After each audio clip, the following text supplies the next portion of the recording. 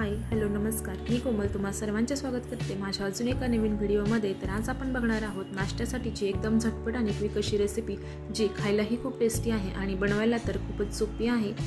तर सगळ्यात आधी तुम्ही चॅनलवरती नवीन असाल तर चॅनलला सबस्क्राइब करा, व्हिडिओ आवडल्यास व्हिडिओला लाईक करा आणि जास्तीत जास्त शेअर करा। चला तर रेसिपीला सुरुवात करूयात। तर ही रेसिपी बनवण्यासाठी मी इथे घेतलेलं आहे गव्हाचं पीठ आणि त्यानंतर त्यामध्ये घातलेलं आहे चवीनुसार मीठ। त्यानंतर मीठ यामध्ये व्यवस्थित मिक्स करून आपल्याला कणिक मळून घ्यायची आहे। जशी आपण चपातीला पीठ मळून घेतो त्याच पद्धतीने आपल्याला इथे याचं पीठ मळून घ्यायचं आहे। आणि फक्त यामध्ये एक लक्षात ठेवायचं आहे की जसं आपण चपातीला थोडंसं पातळ पीठ मळून घेतो त्या पद्धतीने न मळता थोडंसं घट्ट असं पीठ इथे ठेवायचं आहे। आणि नंतर थोडंसं त्याला तेल लावून जे पीठ आहे ते थोडंसं 5 ते 10 मिनिटं भिजत ठेवायचं आहे। आणि इकडे बघू शकता इथे मी घेतलेले आहे 2 बटाटे किसून घेतलेले आहेत आणि ते स्वच्छ पाण्यात धुवूनही घेतलेले आहेत, जेणेकरून त्यातलं स्टार्च सगळं निघून जाईल। तर इकडे बघू शकता बटाटे मी किसून घेतलेले आहेत आणि त्यानंतर त्यामध्ये घालण्यासाठी मी घेतलेले आहे 2 मीडियम आकाराचे कांदे, गाजर, कोथिंबीर आणि हिरवी मिरची। तर तुम्ही बघू शकता कशा पद्धतीने मी इथे कांदा कापून घेतलेला आहे। तर अशाच पद्धतीने त्यामध्ये मी घातलेले आहे किसलेले गाजर, कांदा आणि खूप सारी अशी बारीक चिरलेली कोथिंबीर आणि हिरवी मिरची। हिरवी मिरची तुम्ही तुमच्या तिखटानुसार कमी जास्त घेऊ शकता। त्यानंतर त्यामध्ये घालायचं आहे अर्धा चमचा जिरे, थोडीशी हळद, थोडासा ओवा, चवीनुसार मीठ आणि रेड चिली फ्लेक्स। हे ऑप्शनल आहे, तुम्हाला हवं तर तुम्ही घालू शकता किंवा नाही घातलं तरीही चालेल। आणि त्यानंतर हे सर्व स्टफिंग आहे ते एकत्र मिक्स करून घ्यायचे आहे। चमच्याच्या साहाय्यानेही तुम्ही करू शकता, पण हाताने केल्यामुळे सर्व कांद्याला असेल कांदा, बटाटा आणि जे गाजर आहे ते एकजीव होईल आणि सर्व मसाला सर्व एकत्र लागेल, त्यामुळे हाताने मी इथे मिक्स करून घेतलेला आहे। आणि त्यानंतर त्यामध्ये घातलेला आहे लाल मिरची पावडर, तीही ऑप्शनल आहे, तुम्हाला हवं तर तुम्ही घालू शकता। त्यानंतर स्टफिंग बनवून झालं आणि पुढे मी घेतलेले आहेत नाश्ता बनवण्यासाठी। तर इकडे बघू शकता की आपण जसं चपातीला गोळे बनवून घेतो त्यापेक्षा थोडंसं छोट्या आकाराचे गोळे आपल्याला बनवून घ्यायचे आहेत आणि नंतर त्याच्या अशा चपात्या लाटून घ्यायच्या आहेत। तुम्ही बघू शकता की कशा पद्धतीने मी इथे चपात्या लाटत आहेत। आपल्याला इथे 2 मोठ्या आकाराच्या आणि 2 त्यापेक्षा थोड्याशा छोट्या आकाराच्या चपात्या बनवून घ्यायच्या आहेत।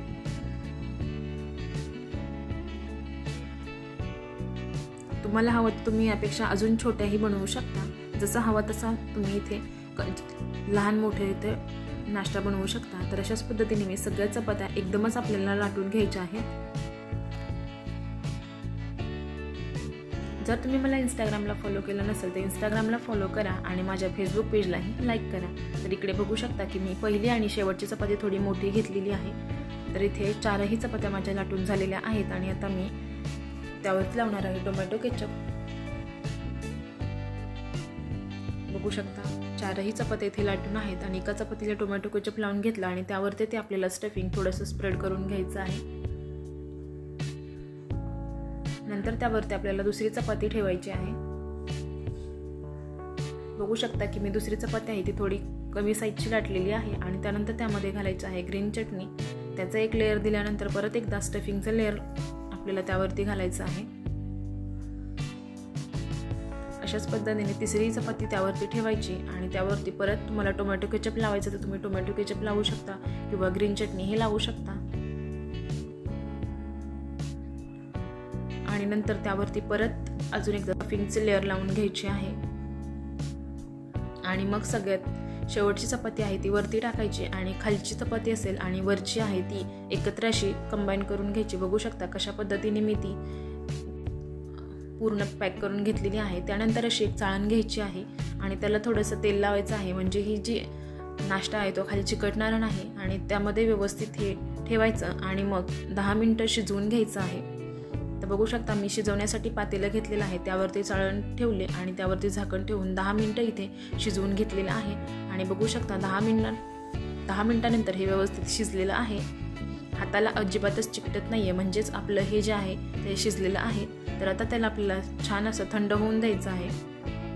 थंड होण्यासाठी 10 ते 15 मिनिटं जातात। तर याला व्यवस्थित थंड झाल्यानंतरच आपल्याला चाळणीतून काढायचं आहे, नाहीतर ते तुटू शकतं। तर ते थंड होत आहे तोपर्यंत इकडे मी 3 ते 4 चमचे गव्हाचं पीठ घेतलेलं आहे। त्यानंतर घातलेलं आहे चवीनुसार मीठ आणि आता आपल्याला पातळ असं बॅटर बनवून घ्यायचं आहे। तुम्ही बघू शकता की मी कशा पद्धतीने बॅटर बनवून घेत आहे आणि त्याची कन्सिस्टन्सी आपल्याला कशी ठेवायची आहे. तर एकदम रनी कन्सिस्टन्सी इथे ठेवायची आहे. तुम्ही ते बघू शकता एकदम पातळ असं बॅटर बनवून घेतलेलं आहे. आणि इकडे जो आपण नाश्ता बनवलेला आहे तोही थंड झालेला आहे. तर इकडे बघू शकता काढताना थोडासा माझ्याकडून तुटलेला आहे. हा थोडासा गरम आहे, पण पूर्ण थंड झाल्यानंतरच तुम्ही याला काढा. त्यानंतर आपल्याला त्याचे असे काप करून घ्यायचे आहेत. तुम्हाला हवं तर तुम्ही 4ही काप आहे तसंच ठेवू शकता, पण मी इथे 8 काप करून घेतलेले आहेत. आणि इकडे बघू शकता त्यातला 1 काप आहे जो मी तुम्हाला दाखवते आहे पूर्ण मस्तपैकी आतपर्यंत शिजलेला आहे आणि छान दिसायलाही छान आहे आणि खायलाही खूप हेल्दी आहे. तर आता त्यानंतर जो काप आहे तो आपल्याला असा त्या बॅटरमध्ये डीप करायचा आहे, म्हणजे तो तेलामध्ये गेल्यानंतर त्याच्यातलं जे स्टफिंग आहे ते बाहेर येणार नाही आणि जे आपण बॅटर बनवलेलं आहे त्याचंच छान असं याला कोटिंग येईल. तर असं 4ही बाजूनी बॅटरमध्ये डीप करायचं आणि नंतर तेलामध्ये सोडायचं आहे. तर अशाच पद्धतीने मी अजून 2 ते 3 यामध्ये सोडून घेते. आणि आता आपल्याला याला छान गोल्डन ब्राऊन कलर येईपर्यंत दोन्ही बाजूनी मीडियम फ्लेमवर तळून घ्यायचं आहे. जास्त हाय फ्लेम ठेवायची नाही. जास्त हाय फ्लेम ठेवली तर ते करपेल आणि कमी फ्लेम ठेवली तर त्यामध्ये जास्त तेल शोषलं जाईल. तर इकडे बघू शकता एक साईडून छान असा गोल्डन ब्राऊन कलर आलेला आहे आणि आता मी त्याला पलटूनही घेतलेलं आहे. तर अशाच पद्धतीने आपल्याला हे सर्व आहे ते तळून घ्यायचं आहे.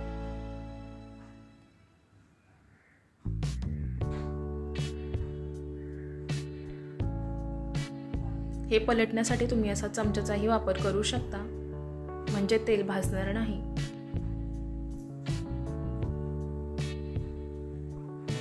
आणि याला तळण्यासाठी 2 ते 3 मिनिटं लागतात, जास्त वेळ लागत नाही. तर इकडे बघू शकता मस्त असं आपला कलर गोल्डन ब्राऊन कलर आलेला आहे आणि इथे आपला नाश्ता तयार आहे. तर हा नाश्ता सर्व करताना तुम्ही ग्रीन चटणीसोबतही सर्व करू शकता किंवा टोमॅटो केचपसोबतही सर्व करू शकता. हा दोन्हीसोबतही खायला छान लागतो आणि अगदी आपण बाजारातून समोसा आणतो त्यापेक्षा हा नाश्ता खायला खूप टेस्टी लागतो. तर बघू शकता मस्त असा इथे नाश्ता तयार आहे. अगदी झटपट आणि क्विक बनणारा आहे. तुम्ही ही रेसिपी नक्की ट्राय करा, तुम्हाला नक्कीच आवडेल. आणि तुम्हाला माझी रेसिपी कशी वाटली ते कमेंट करून सांगायला विसरू नका. तुम्ही माझा व्हिडिओ शेवटपर्यंत पाहिलात त्यासाठी धन्यवाद. पुन्हा भेटूया अशाच एका छानशा रेसिपीसोबत. थँक्यू.